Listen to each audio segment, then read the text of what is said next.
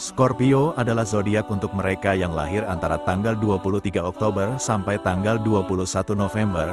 Lambang zodiak Scorpio adalah kalajengking. Orang-orang Scorpio, meskipun misterius tapi juga keras kepala dan selalu bersemangat. Scorpio juga sering dianggap sebagai zodiak yang paling emosional.